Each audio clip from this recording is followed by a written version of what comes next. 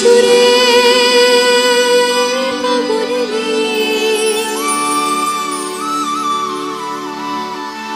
আমার খোলসের আধারে ওই বাঁশির সুরে অষ্ট সুখের শিরোমণি নমঃ রে।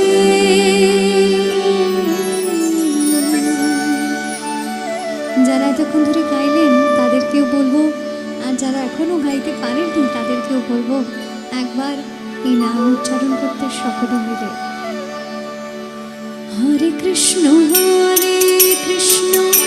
কৃষ্ণ কৃষ্ণ হরে হরে, হরে রাম